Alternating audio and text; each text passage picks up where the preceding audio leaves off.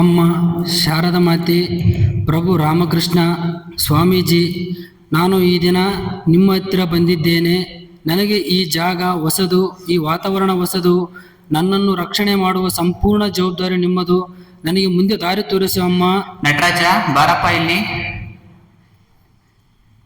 ಇವತ್ತು ನಮ್ಮ ಸಂಸ್ಥೆಯಲ್ಲಿ ಸ್ವಾಮಿ ವಿವೇಕಾನಂದರ 164ನೆಯ ಜಯಂತಿಯ ಪ್ರಯುಕ್ತ ಸ್ವಾಮಿ ವಿವೇಕಾನಂದರ ಆದರ್ಶಗಳನ್ನು ತಮ್ಮ ಜೀವನದಲ್ಲಿ ಪಾಲಿಸಿಕೊಂಡು ಬಂದಂತಹ ಕೆಲವು ವಿಶೇಷ ವ್ಯಕ್ತಿಗಳನ್ನು ಕರೆದು ಅವರಿಗೆ ಸನ್ಮಾನ ಮಾಡುವ ಕಾರ್ಯಕ್ರಮವನ್ನು ಇಟ್ಕೊಂಡಿದ್ದೇವೆ.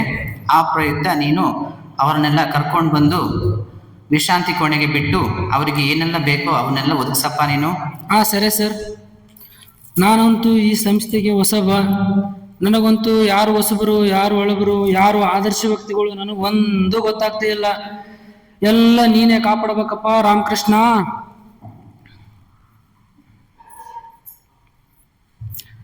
ನಮಸ್ಕಾರ ಸ್ವಾಮಿ, ಚೆನ್ನಾಗಿದ್ದೀರಾ ತಾವು? ನಮಸ್ತೆ, ನನ್ನ ಹೆಸರು ಪ್ರಭಾಕರ್ ಸಾಹು ಅಂತ. ನಾನು ಈ ಕಾರ್ಯಕ್ರಮಕ್ಕೆ ಬನ್ನಿ, ನಮ್ಮ ಗುರುಗಳು ಹೇಳಿದ್ರು ಬನ್ನಿ ವಿಶ್ರಾಂತಿ ಕೊಠಡಿಗೆ ಬನ್ನಿ ಸ್ವಾಮಿ.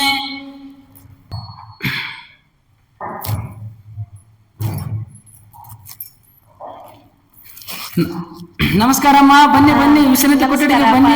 ನಮ್ಮ ಗುರುಗಳು ಹೇಳಿದ್ದಾರೆ ಬನ್ನಿ. ಎಲ್ಲಿ ಬರ್ಬೇಕಪ್ಪ? ವಿಶ್ರಾಂತಿ ಕೊಠಡಿಗೆ ಬನ್ನಿ ಅಮ್ಮ.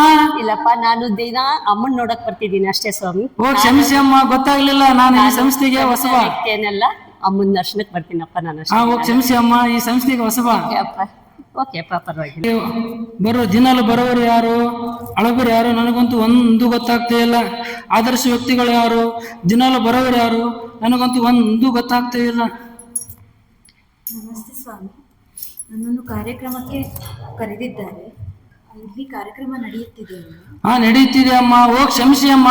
ಬನ್ನಿ ವಿಶ್ರಾಂತಿ ಕೊಠಡಿಗೆ ಬನ್ನಿ. ನಮ್ಮ ಗುರುಗಳು ಹೇಳಿದ್ದಾರೆ ಬನ್ನಿ.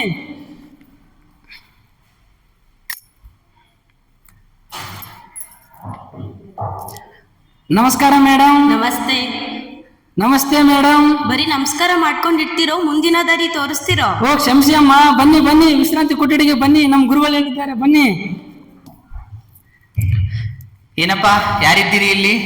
ಅಪ್ಪ, ನಾನಿದ್ದೇನೆ ಅಂತಂದ್ರೆ ಏನರ್ಥಪ್ಪ? ನೀವೇ ಕೇಳಿದಿರಲ್ಲಪ್ಪ, ಅದಕ್ಕೆ ಹೇಳಿದೆ ನಾನು ಸುಮ್ಮನೆ ತಮಾಷೆ ಮಾಡಿದೆ. ನೀನ್ ಕೋಪ ಮಾಡ್ಕೊಳ್ಬೇಡ. ಈಗ ನನ್ನ ವಿಶ್ರಾಂತಿ ಕೋಣೆ ಕರ್ಕೊಂಡು ಹೋಗ್ತೀಯೋ ಇಲ್ವೋ? ಕ್ಷಮಿಸಿ ಅಪ್ಪ. ಬನ್ನಿ ವಿಶ್ರಾಂತಿ ಕೊಠಡಿಗೆ ಬನ್ನಿ. ಕಾರ್ಯಕ್ರಮ ಶುರುವಾಗಲಿಕ್ಕೆ ಇನ್ನೂ 1-2 ಗಂಟೆ ಸಮಯವಿದೆ. ಅಲ್ಲಿಯವರೆಗೆ ವಿಶ್ರಾಂತಿ ತೆಗೆದುಕೊಳ್ಳಿ. ಸರಿ, ಆಯ್ತು.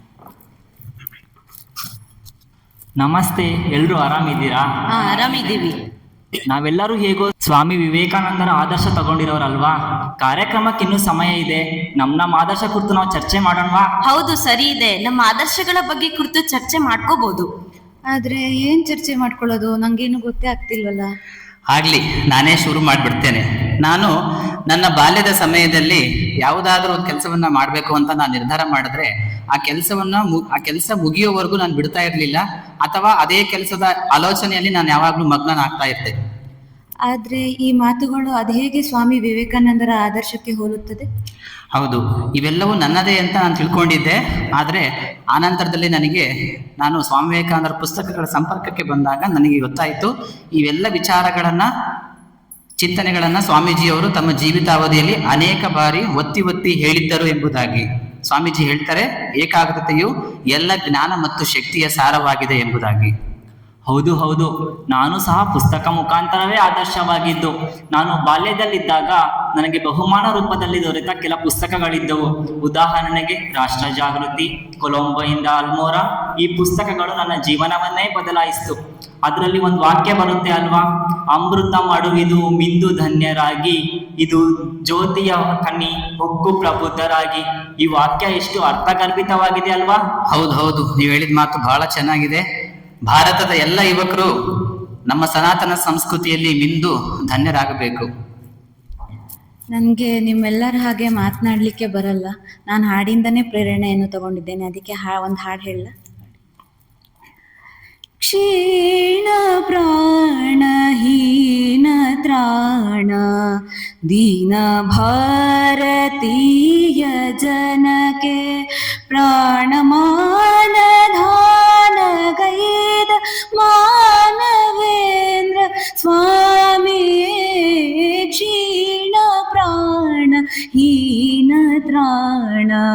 ದೀನ ಭಾರತೀಯ ಜನಕ್ಕೆ ಸ್ಮರಿಸಿ ನಿಮ್ಮ ಹಿರಿಯ ಪದವ ಧರಿಸಿ ಹೆಮ್ಮೆ ಧೈರ್ಯ ಬಲವ ಸ್ಮರಿಸಿ ನಿಮ್ಮ ಹಿರಿಯ ಪದವ ಧರಿಸಿ ಹೆಮ್ಮೆ ಧೈರ್ಯ ಬಲವ ಸಿರಿಯಾತ್ಮ ನೀವು ಎನ್ನುತ್ತ ಸಿರಿಯಾತ್ಮ ನೀವು ಎನ್ನುತ್ತ ಮೊರೆದ ಭಯ ಮಾಡಿಯೇ ಕ್ಷೀಣ ಪ್ರಾಣ ಹೀನ ತ್ರಾಣ ದೀನ ಭಾರತೀಯ ಜನಕ್ಕೆ ಪ್ರಾಣಮಾನ ಧಾನಗೈದ ಮಾನವೇಂದ್ರ ಸ್ವಾಮಿಯೇ ಕ್ಷೀಣ ಪ್ರಾಣ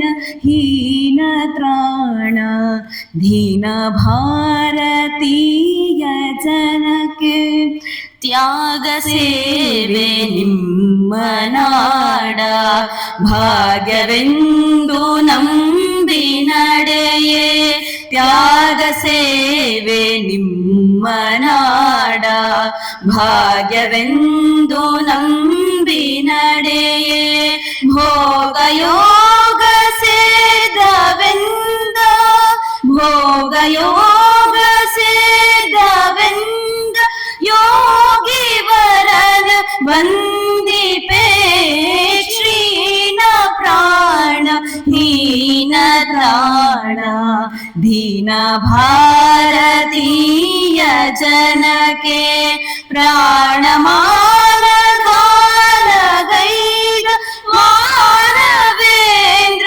ಸ್ವಾಮಿಯೇ ಕ್ಷೀಣ ಪ್ರಾಣ ಹೀನ ತ್ರಾಣ ದೀನ ಭಾರತೀಯ ಜನಕ್ಕೆ. ನಿಮ್ಗೂ ಕೂಡ ಹಾಡ್ಲಿಕ್ಕೆ ಬರತ್ತಾ? ಹೌದು, ನನಗೂ ಕೂಡ ಹಾಡಲಿಕ್ಕೆ ಬರುತ್ತೆ. ನನಗೆ ಮುಂಚೆಯಿಂದನೂ ಸಂಸ್ಥೆಯ ಸಂಪರ್ಕ ಇದೆ. ನಾನು ಚಿಕ್ಕ ವಯಸ್ಸಿನಿಂದಲೂ ನಮ್ಮ ಶಾಲೆಯ ಸಮಯದಲ್ಲಿ ನಮ್ಮ ಶಿಕ್ಷಕರು ಸ್ವಾಮಿ ವಿವೇಕಾನಂದರ ಕುರಿತಾಗಿ ಹಲವಾರು ಚಿಂತನೆಗಳನ್ನು ಹೇಳ್ತಾ ಇದ್ರು. ಸ್ವಾಮಿ ವಿವೇಕಾನಂದರು ರಾಮಕೃಷ್ಣ ಮಿಷನ್ ಸಂಸ್ಥೆಯನ್ನು ಸ್ಥಾಪಿಸಿದರು ಎಂದು ಹೇಳುವಾಗ ನನ್ನ ಮನಸ್ಸಲ್ಲಿ ಕೂಡ ಆಲೋಚನೆ ಬರುತ್ತೆ, ನಾನು ಸಂಸ್ಥೆಯನ್ನು ಸ್ಥಾಪಿಸಬೇಕು ಅಂತ. ಹಾಗೆ ಮುಂದೆ ಹೋಗ್ತಾ ಹೋಗ್ತಾ ಆ ವಿಷಯ ಮರ್ತೆ ಹೋಗ್ಬಿಡುತ್ತೆ. ಅದೇ ದಿನಗಳು ಕಳೆದ ನಂತರ ನಾನು ಒಂದು ಸಂಸ್ಥೆಯಲ್ಲಿ ಸೇವೆ ಮಾಡಲಿಕ್ಕೆ ಅವಕಾಶ ಸಿಗುತ್ತೆ. ಆಗ ನಂಗೆ ಗೊತ್ತಾಗುತ್ತೆ ಈ ಸಂಸ್ಥೆ ಸ್ವಾಮಿ ವಿವೇಕಾನಂದರು ಸ್ಥಾಪಿಸಿದ ಅಂಗ ಸಂಸ್ಥೆ ಎಂದು ತಿಳಿದು ಬರುತ್ತೆ. ಆಗ ನಾನು ಅವ್ರ ಚಿಂತನೆಗಳನ್ನು ಆದರ್ಶಗಳನ್ನು ಪ್ರಭಾವಿತಳಾಗಿ ಬೆಳೆದು ಬರ್ತೀನಿ. ಮೇಡಮ್, ಇಷ್ಟೆಲ್ಲ ಚಿಂತನೆ ಮಾಡಿದ ನೀವು ಡಾಕ್ಟರ್ ಆಗಿದ್ದು ಹೇಗೆ? ಹೌದು, ನಿಮ್ಮ ಮಾತು ಕೂಡ ಸರಿ ಇದೆ. ನನಗೆ ಉದ್ಯೋಗ ಜೀವನ ಖಂಡಿತವಾಗಿಯೂ ಇಷ್ಟ ಇರಲಿಲ್ಲ. ನನ್ನ ತಂದೆ ತಾಯಿ ಇಚ್ಛೆಯಿಂದ ನನ್ನ ಮನಸ್ಸಿಲ್ಲದ ಮನಸ್ಸಿನಿಂದ MBBS ಪದವಿಗೆ ಸೇರ್ಕೊಂಡೆ. ಈ ಕಡೆ ನನಗೆ ಮನಸ್ಸಿನಲ್ಲಿ ಆಲೋಚನೆ ಬರುತ್ತೆ, ಈ ಕಡೆ MBBS ಪದವಿ ಸೇರ್ಕೋಬೇಕಾ, ಈ ಕಡೆ ಆಧ್ಯಾತ್ಮದ ಬಗ್ಗೆ ಚಿಂತನೆ ಮಾಡ್ಬೇಕಾ ಅಂತ. ಆಗ ನನ್ನ ಸ್ವಾಮಿ ವಿವೇಕಾನಂದರ ಮನಸ್ಸಿನಲ್ಲಿ ಪ್ರಾರ್ಥನೆ ಮಾಡ್ಕೊಂತ ಪುಸ್ತಕ ಓದ್ತೀನಿ. ಆಗ ನನಗೆ ಅಲ್ಲೊಂದು ವಿಷಯ ತಿಳಿದು ಬರುತ್ತೆ. ಏನಪ್ಪಾ ಅಂದ್ರೆ, ನಾವು ಯಾವ ಕ್ಷೇತ್ರದಲ್ಲಿ ಇರುತ್ತೇವೆಯೋ ಅದೇ ಕ್ಷೇತ್ರದಲ್ಲಿ ನಾವು ಎಲ್ಲ ನಮ್ಮ ಸಾಧನೆಗಳನ್ನು ಆದರ್ಶಗಳನ್ನು ತಳಹದಿಯಿಂದಲೇ ಸಾಧಿಸಬಹುದು ಅಂತ. ಹೌದು ಹೌದು, ನಾನು ಹಾಗೆ ತಿಳಿದುಕೊಂಡಿದ್ದೇನೆ. ನಾನು ಸ್ವಾಮಿ ಪುರುಷೋತ್ತಮಾನಂದಜಿಯವರ ನೇರ ಸಂಪರ್ಕ, ನೇರ ಹಾಡುವಿಕೆಯನ್ನು ಕೇಳಿ ಕೇಳಿ ಭಕ್ತಿ ಭಾವವನ್ನು ತುಂಬಿಕೊಂಡಿದ್ದೇನೆ. ಹಾಗೆ ಆಕರ್ಷಿತಳಾಗಿ ಕೆಲವನ್ನು ಜೀವನದಲ್ಲಿ ಅಳವಡಿಸಿಕೊಳ್ಳುತ್ತಾ ಬಂದಿದ್ದೇನೆ. ನನಗೆ ಆಶ್ರಮಕ್ಕೆ ಮತ್ತೆ ಸಂಸ್ಥೆಯ ಏನೂ ಸಂಪರ್ಕಿಸಲು ಅವಕಾಶವಿರುತ್ತಿರಲಿಲ್ಲ. ಅದಕ್ಕೆ ನನ್ನ ಹಾಡನ್ನೇ ಪ್ರೇರಣೆಯಾಗಿ ಜೀವಿಸುತ್ತಿದ್ದೇನೆ. ನಾನು ಆಗಲೇ ಹೇಳಿದ ಹಾಗೆ ಅನೇಕ ಗಣ್ಯರು ಪುಸ್ತಕ ಮುಖಾಂತರ ಪ್ರೇರಿತವಾಗಿರೋದು.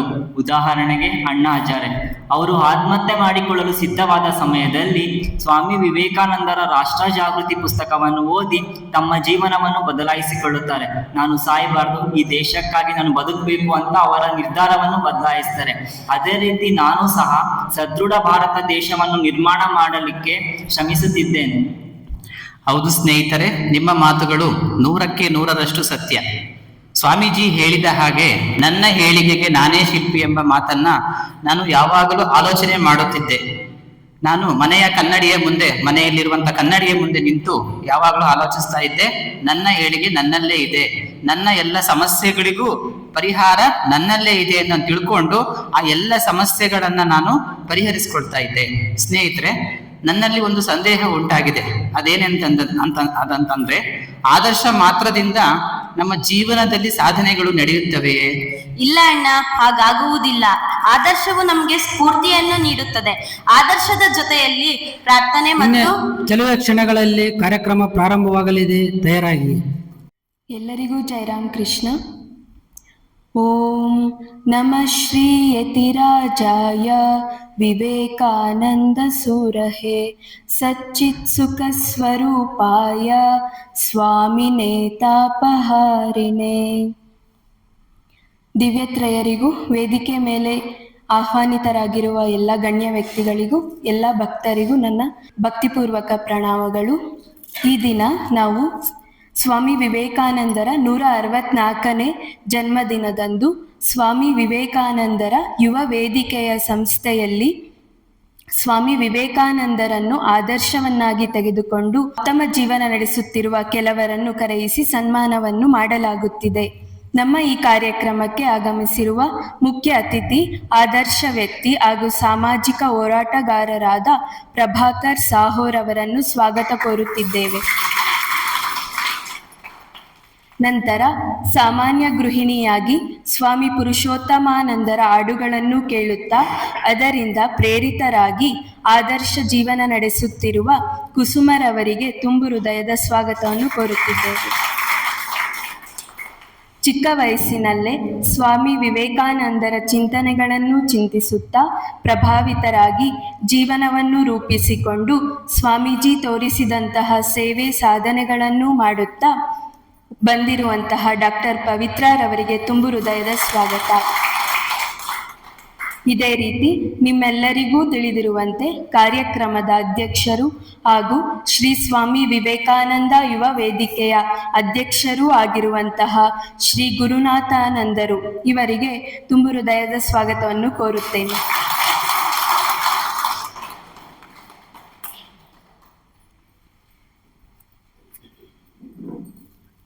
ಈಗ ಕಾರ್ಯಕ್ರಮದ ಅಧ್ಯಕ್ಷರಾದ ಶ್ರೀ ಗುರುನಾಥಾನಂದರು ಆದರ್ಶ ವ್ಯಕ್ತಿಗಳನ್ನು ಸನ್ಮಾನಿಸಬೇಕಾಗಿ ಕೋರಿಕೊಳ್ಳುತ್ತೇನೆ.